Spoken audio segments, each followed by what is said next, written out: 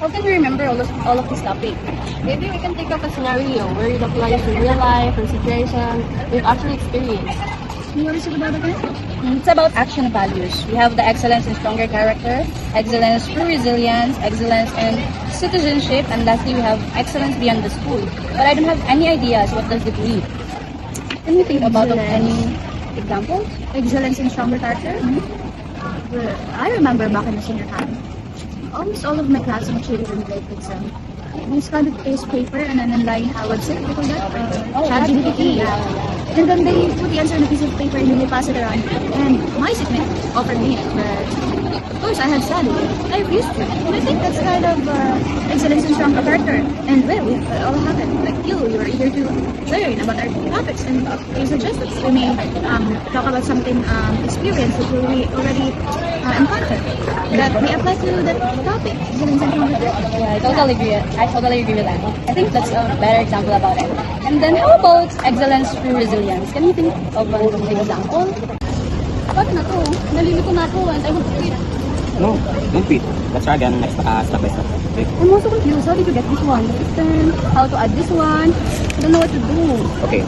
Allow me to give it a step by step. So here it is.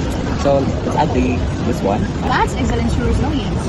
Can you see the girl showed her efforts and her friends also helped her to solve something about her maths.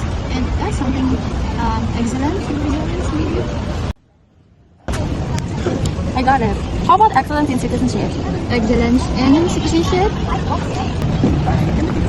Yeah, sure. Join us.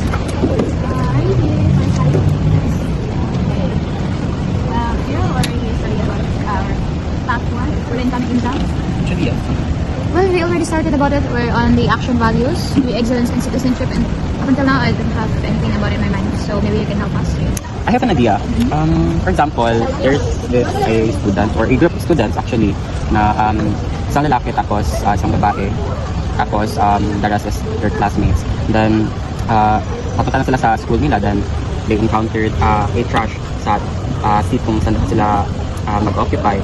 But the guy students insisted na hindi dapat nila kunin kasi hindi naman nila responsibility to take that trash. So, ibig sabihin that the person's, that example showed citizenship, right? Excellence in citizenship because the group of students tell their friend to pick up the trash even though it does not belong to them. Well, it's kind of responsibility of the one who left the trash, but they took the responsibility because, well, they were excellent students. Kaya ganun. Okay, I get it. So, next is excellence beyond school, like husay sa buhay. Like, for example, yung kahit hindi na sila nag-aaral, excellent pa rin sila outside.